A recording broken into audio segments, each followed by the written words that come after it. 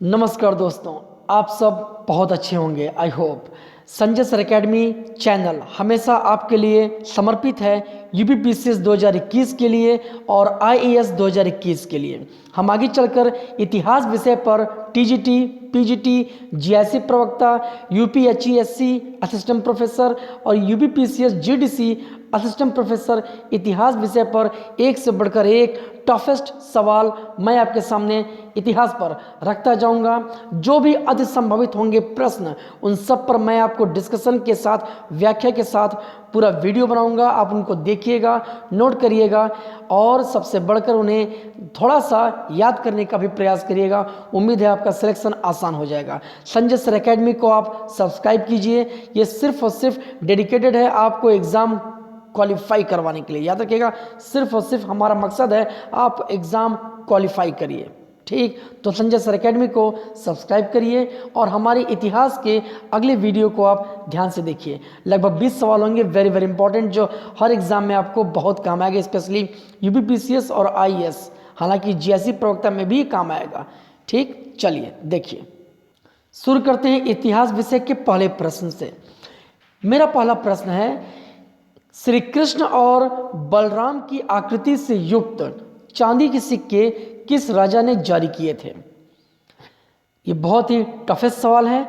इसका आंसर है अगाथोक्लीज। श्री कृष्ण और बलराम की आकृति से युक्त चांदी के सिक्के जारी किए थे अगाथोक्लीज ने। ये अगाथोक्लीज बैक्ट्रिया का शासक डेमेट्रियस प्रथम, उसी का लड़का था। अगाथोक्लीज बैक्ट्रिया के शासक डेमेट्रियस प्रथम के बेटे थे। और ये बैक्ट्रिया था कहाँ? वर्तमान समय में अफगानिस्तान, उज्बेकिस्तान और ताजिकिस्तान, इस बेल्ट को अगर आप मिला लीजिए तो यही प्राचीन समय का बैक्ट्रिया था। यहीं के शासक थे डेमेट्रियस प्रथम, इन्हीं का लड़का था अगाथोक्लीज। याद रखिएगा, अगाथोक्लीज, अगाथोक्लीज ने ही श्री कृष्ण और बलराम की आकृति से युक्त चांदी के सिक्के जारी करवाए थे। और हाँ, इन्होंने वैष्णव धर्म को प्रश्रय दिया और वैष्णव धर्म का प्रचार प्रसार भी राजकीय मद से करवाया था। ओके, याद रखिएगा। नेक्स्ट क्वेश्चन, अगला सवाल जो इतिहास विषय पर आधारित है, टफ सवाल है, वो है कि किन राजाओं के सिक्कों पर, किस राजवंश के राजाओं के सिक्कों पर, या आपको राजा का भी नाम आपसे ये पूछ सकता है कि किस राजा के सिक्के पर देवी उमा का चित्र अंकित है। याद रखिएगा, देवी उमा यानी माँ पार्वती, इनका चित्रांकन कुषाण राजाओं ने किया था। कुषाण राजाओं ने अपने सिक्कों पर देवी उमा का चित्र अंकित किया था। हुइस्क का नाम सुना आप लोगों ने सुना होगा। हुइस्क, कुषाण राजा हुइस्क के सिक्कों पर शिव, उमा, संकर्षण, भगवान विष्णु आदि के चित्रांकन प्राप्त होते हैं। कुषाण राजाओं ने भारत में सबसे शुद्ध सोने के सिक्के जारी किए थे, 126 ग्रेन के, याद रखिएगा। वैसे तो हिंद यवन राजाओं ने सबसे पहले भारत में सोने के सिक्के जारी किए थे, लेकिन अगर आ जाए कि सबसे शुद्ध सोने के सिक्के सर्वप्रथम भारत में किसने जारी किए? कुषाण राजाओं ने भारत में सबसे शुद्ध सोने के सिक्के जारी किए थे। 126 ग्रेन का उनका वजन होता था। हुइस्क के सिक्कों पर, याद रखिएगा, भूलेगा मत, शिव, उमा यानी पार्वती, संकर्षण, कार्तिकेय, विष्णु आदि के चित्र अंकित होते थे।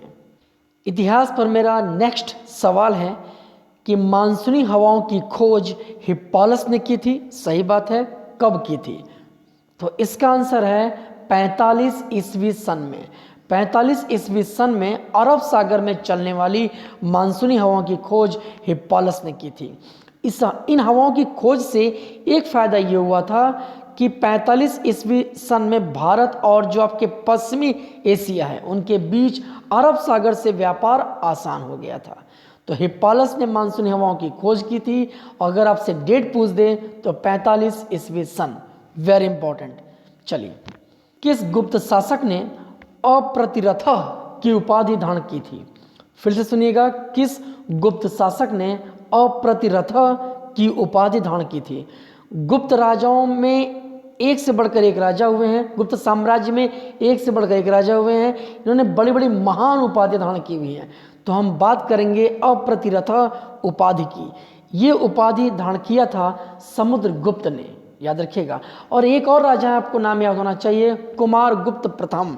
इन्होंने महेंद्रादित्य की उपाधि धारण की थी। एक और आपको महान गुप्त राजा दिखाई देंगे, नाम जानते होंगे आप लोग, जिन्होंने विक्रमादित्य की उपाधि ली हुई थी, उनका नाम था चंद्रगुप्त द्वितीय। इन्होंने विक्रमादित्य की उपाधि ली हुई थी। इन्हीं के बेटे थे कुमारगुप्त प्रथम, जिन्होंने महेंद्रादित्य की उपाधि धारण की थी। कुमारगुप्त प्रथम ने मयूर आकृति से युक्त सिक्के जारी करवाए थे। अप्रतिघ प्रकार के सिक्के भी कुमारगुप्त ने ही जारी करवाए थे, कुमारगुप्त प्रथम। याद रखिएगा, भूलिएगा मत। 415 से 455 ईस्वी, यही डेट मिलता है कुमारगुप्त प्रथम का भारत में गुप्त साम्राज्य में राज करने का। ठीक, वेरी इंपॉर्टेंट, ये भूलिएगा मत, याद रखिएगा।